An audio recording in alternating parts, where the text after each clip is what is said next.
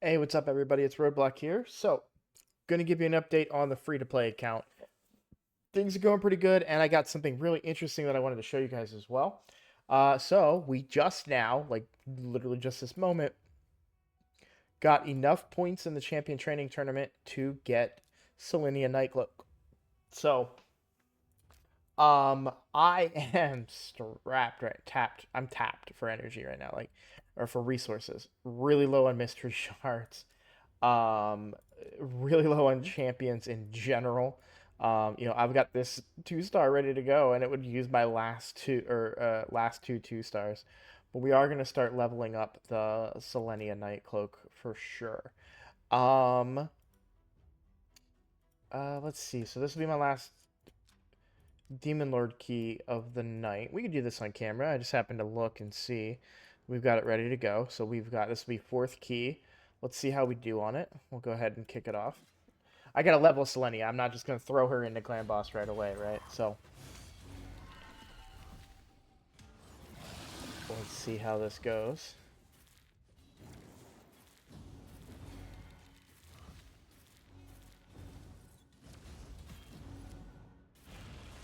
Sorry, I'm fiddling with my headset here.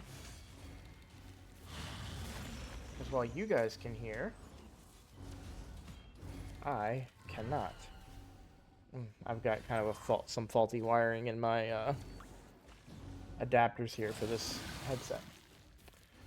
Alright, so pretty decent damage coming through here. Again, I haven't played with this team at all, so I'm really not expecting anything too crazy to happen here on camera for you guys, but I wanted to let you see where I'm at. So this is Brutal. I think in my last video we saw I was able to 2-key Brutal yesterday, right? So let's see if we can get kind of the same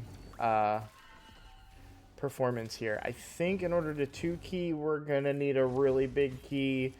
Don't think we're going to do it. I think we got a big boost because of what the clan boss, what affinity clan boss changed to yesterday. I think we had a better advantage against that type of affinity than we do on this affinity here. So, of just Void. So, without that kind of extra boost in damage, yeah, people get knocked out pretty quick. But to be fair, that's only Spirit Host because Sun Wukong comes back. What we really need is Sun Wukong to land some Brimstone procs. That's what we really, really need here. All right. Not looking too bad. I think we need over 11 mil. No. Yes.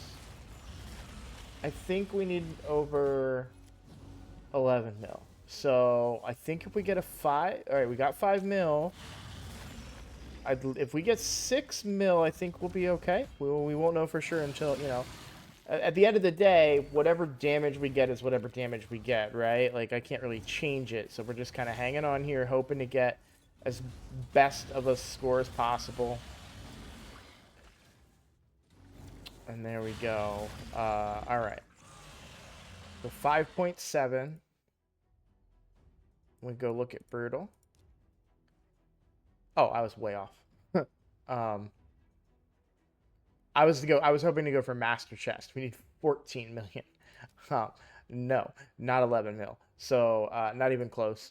And that's fine. So we were able to get Master Chest yesterday, and not today, and that's fine. This is kind of the way things go, right? We don't have the right affinity, and I mean, relatively speaking, I still have a weaker team. So, my expectations weren't super crazy high for that particular fight. I am excited to get Selinia into this mix and see how she can perform with her kit, and see if we can get some higher damage output out of her. Sorry, I just kind of these red dots. Anybody else have that? Anybody else wear like the red dots? It's like I gotta click it. So sometimes when we're talking, I'm clicking these red dots. But um, so what was the interesting thing I wanted to show you? If we go look at Deacon, I know I've talked a lot about percent based stats. And that's mostly when we're talking about these items, right? HP chest, defense, or defense percent gauntlets. Speed, obviously not a percent space, but we will generally want speed boots if we can on a champion, unless they have another way of gaining a lot of turn meter, right? Which is something that I'm gonna have to look. 5% turn meter every time it. No, no. I was thinking about Selinia being in non-speed boots if she gets that turn meter from her passive, but it's only 5% every time an HP burn ticks. And that's only one. It's 5% every time the clan boss takes a turn. That wouldn't work. So that was dumb of me to think. But main thing I wanted to show you was about the ring. So I previously had. I'm gonna close this one because I want to show you. This is what was on my Deacon Armstrong. Um, I I put him in this ring to do Scarab Boss and Doom Tower. For those of you that don't know, whenever you hit the Scarab Boss without a shield, he counterattacks and can taunt your champions. So I was seeing if I could put Blood Shield rings on a couple champions to swing it in my favor. I was not able to do that. However, I noticed something interesting. So the Blood Shield ring is an attack ring, but it has HP percent as a substat. Also has HP percent as a base stat, which plays a factor here. Now, I previously had Deacon in an HP ring, which also had a defense percent proc. Um, I swapped him into this ring and realized this ring actually gave me more HP. Even though this one has a base stat of HP, because we got a proc on here from 9% in even the flat stat, it actually gave us 247 more HP with the Blood Shield ring on. And plus the little bit of shielding that it does give. It's not much. It's not much at all. You won't even really see it on the bar. You'll just see him get the buff of a shield. Um, However, it was an interesting find. And so I wanted to point that out to you guys that how important, how much percent stats really make a difference. I mean, we're talking five, or see, this has no HP percent in the bottom here. And even though this is an attack based one, we still, because we get that percent based proc down here, it makes a big difference. And so it's an important thing to keep in mind. So generally on an account where I have tons and tons of gear, if I have an HP ring, I only want it to have HP percent in the substats. Um, if I have an HP ring and it goes defense attack, you know, why defense attack, right? Like a percent attack and a flat attack, I'm probably not going to want to use that ring. And so this is just kind of the stuff to kind of teach a lot of. I've been getting a lot of comments and people talking about like, hey, thanks for the tips, keep it up, I'm learning so much. And so I wanted to kind of point out like percent based stats are a big deal and you really want to pay attention to where that is. So even though this is an attack ring, because of where it landed that those items, I was able to get more HP. I did lose some defense. I lost 102 defense, but um, I don't know, really the trade off there, which is better. So, clan boss changed, right? I did a little less on clan boss, so maybe that defense was a big deal. That would be stuff that I would need to play around with, but I mostly just wanted to point that out for the HP part of it, so that you can see how important those percent based stats are. Other than that, nothing too crazy on the account. We barely made this tournament. The champion training tournament has less than 8 hours left, and I'm getting ready to go to sleep. So I'm glad I was able to grind that out. Again, I didn't use the trick. If I used the trick, I wouldn't have had to struggle with it so much, but I just don't have the resources to use the trick. So I'm tempted. So 1,000 points is a lot, or I guess 900 points is still, close to 1,000. It's a lot. And while I'm going to spend my remaining energy tonight leveling up Selenia, I don't think I'm going to be able to get that Ancient Shard. Um, just because I'm so tapped for other resources. I'm tapped on food for my 2 stars. I mean, I need more mystery shards. I don't understand how I'm so low on mystery shards. I have like 3,000 mystery shards on my main account. On this account, I just can't keep up. And I think part of that is because I'm just not leveling a lot of 5 star champions. I'm leveling people from very low, where I have to use a lot of that early food. Selenia is gonna need 3 2 stars that get upgraded to 3 stars in order to get her to level 40, right? So ideally, once she's 40, I'll probably I have to play with her tomorrow. Like I'm gonna have to toy around with her tomorrow. So I think I'm trying to figure out my video schedule. So I'm recording this a little behind the scenes here. I'm recording this on Sunday night before I go to bed. And it'll release at midnight tonight. So technically on Monday, and that'll be Monday's episode. So not. I'll probably record an episode tomorrow, and I'm probably just going to be a day ahead until something happens very important the day of, and then I'll probably um, skip a video to kind of get back on track. But over the weekends, at least this weekend, not next weekend, but it's been easier to record my videos ahead of time. That way I'm under less crunch to kind of get a video while I'm also working and spending time with my family and all those things, right? So, um, but yeah, as far as other events coming up as part of this fusion, the classic arena takedown, those are the easiest ones. I max points there or rewards there.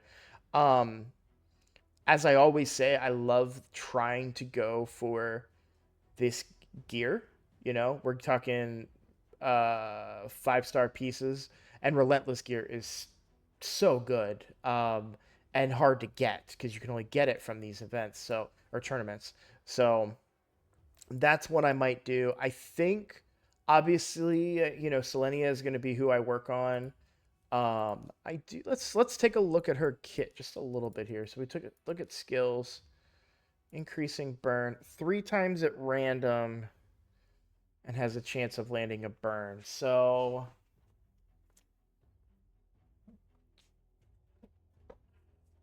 she could be good. It would be too inconsistent for Spider. Yeah, because it's not just a straight AoE burn, so I'm not really gonna get value out of there. But she gets that turn meter on Spider, so there's some interesting ways to play with her. The fact that she has the built-in lifesteal set is going to keep her alive just as long as my Kale stays alive. Extending the burn debuff on a 3 turn. So on a 4 turn, we do this. All right. So turn 1, we apply an HP burn. Turn 2, the HP burn would only have 1 tick left on it. We would extend it back up to 2. Turn 3, we would A1. And then the clan boss would be at 1 HP burn. And then turn 4, we would do this. And yeah, so we wouldn't be able to. I don't think we keep HP burn on the boss the whole time. However, I do have a lot of boost champions that are getting my speeds up. So I think I might be able to cycle through enough turns. Um, yeah, if I build her fast, I think she starts fast, right? Yeah, 100 speed for a rare. Like if we compare to, wait, are the default stats on the, no. Are they really 107 speed on the default champions? They are. Wow. So 100 speed. What would be, let's look at like a cold heart. Like what's cold heart speed? 94. Okay, yeah, I thought for a second there I was like, am I crazy? So she's not like super fast. Yeah, Kale's even 103. So she's not super fast, but her base speed is better than some. Like what would be another popular rare champion? Um, like Eris is 94 speed, yeah, very slow. So, um, Apothecary 106 speed, so a lot more speed out of Apothecary. Um, but 100's not bad, you know. Like I'm okay with that. I'm okay with 100. What is? Yeah. Okay. All right. Cool. So, anyways, oh yeah, what's like Reliquary's speed? 103. Yeah, she could be a little bit faster, but she does get that turn meter, so I think that kind of makes up for the slowness. Um, every time the enemy takes a turn, gets that little boost. So that's probably about, uh, actually maybe more value than that speed. So, all right, there's that. So I need to do, so when I'm gonna do arena, get this potion, do campaign boss 3 times, and then just keep grinding. I'm gonna substitute in Selinia and get her leveled up, and there's my energy right there. So we're gonna go through getting her leveled up tonight. 2 potions worth might get me close on the champion training tournament. Um, but we'll see. Because this, it doesn't hurt to grab an extra ancient shard. We are not going to be able to get the book. If I was running the trick, I would definitely be able to go for the book. But I do need to stockpile some resources here in the near future. So I think we go through, we get Selinia up to at least 50. She might stay at 50. I will say this: she's going to stay at 50 at least until after next weekend when we pull during the double ancients. And then we see what we get, because if we get a legendary, we're going to want those resources to put into the legendary. If we get a really good epic, we're going to want, like, imagine if we got a geomancer. I'm not saying we will, I'm not bet, but if we were to get a really, really strong epic like geomancer, we're going to want to put those resources into the geomancer. And that would be our HP burner for clan boss. So that would take over the role that Selenia would provide anyways. Um, Another interesting champion that I got, so for a lot of you that did a starter that wasn't Kale, I did pull an interesting champion. Hyria is how I'm going to pronounce this. I'm probably wrong, but Hyria is how I'm going to pronounce it. Kind of an interesting kit for clan boss. Not going to lie. So if you started the game with Elhain or Athel, yeah, Athel, um, then you don't have a poison champion.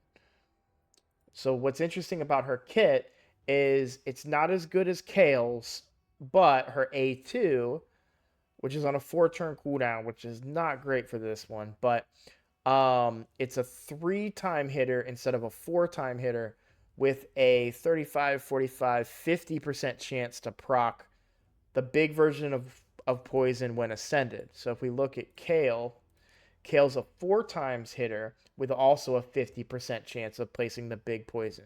So Kale is just better, but this is like a weaker version of Kale. So if you're starting without a poison champion, this is a really good one for clan boss. This can kind of take that spot if you happen to pull this rare. Not farmable or anything like that, but it is, a decent one. Also, while they don't have poison on the A1 like Kale does, Kale has the weak version, they do have 25% chance of inflicting a critical hit. That means you could build this champion. Um, it would only affect the A1, remember that, but you could build them to 75% crit rate, and they would still be able to be crit capped. Now, it kind of a weird kit because that doesn't affect the A2 here. Um, and those are still attacks that you would want to crit. So, but it does make it's an interesting thing. I don't necessarily agree that it's like a good synergy there, but it is still a good thing to have, I suppose. I would prefer obviously Kale's A1, but then if she's just a clone of Kale, then why would you ever roll a Kale or whatever, right? So now, and then this is the other thing that's really cool about the kit. It's an ally attacker. It's an early game ally attacker. It's only 2 random allies, but it can still be very effective, especially when you're running certain A1s. For example, Kale has small poison on his A1. Um, I could see that champion having value with between the ally attack and the triple hit A2. I could see value for uh, Fire Knight, because then you could get more out of Apothecary if he happens to be the random hero selected, or the double hit off of Deacon. So if you're struggling in Fire Knight, that's a potential champion. So basically, I just kind of saw this champion was like, this isn't an absolute trash champion. For my account and where I'm at right now, don't really need it. Um, it's good. I'm gonna use her as food, but it was one of those ones where I had to give pause and think about their kit a little bit. And I do that with all the rare champions. I look at their kit and I think about how they can give me value. The main reason that I'm holding on to Elhain and Ethel are because I'm going to use them at some point later in the game. Um, Most likely in a stun set for secret rooms, but there's other areas of the game. They're good filler. If I put some gear on Elhain, these are decent filler champs for like um, tag team arena and stuff like that. So we did get Meet Carver Tolog. We got him from the arena tournament. 2 times hitter with heals himself. Places the weak version of increased defense and continuous heal. Is a reviver. And then puts continuous heal, and then has a way to put more continuous heals on champions. Um, just not a character that I personally need on my account. Very interesting kit though, good healer. If you're free to play and your focus is not on clan boss for whatever reason, that could be a healer you could bring in certain areas. But for me, that's just not a champion I need. So that's going to be food. Um, Anything else? So we don't really have any other events that I'm interested in. Summon Rush ends soon. Dungeon Divers ends soon. Artifact Enhance, not pursuing this at all. Um, there's really no. I These are the artifact enhancement events are going to be the ones that are going to really, really drain you the most. I think, in my opinion, to properly do an artifact enhancement event, you need about 20 million silver. I'm at 14 million. So, just not an event that I'm going to pursue right now. But if there are pieces of gear that you want to level up, it's always best to try and do it during an artifact enhancement event so you can capitalize on those rewards, get a little bit of extra energy, a little bit of extra gems, whatever you may need. I think I still have to. No, I already did the artifact upgrade event. So back to grinding for me. Um, and that's pretty much it.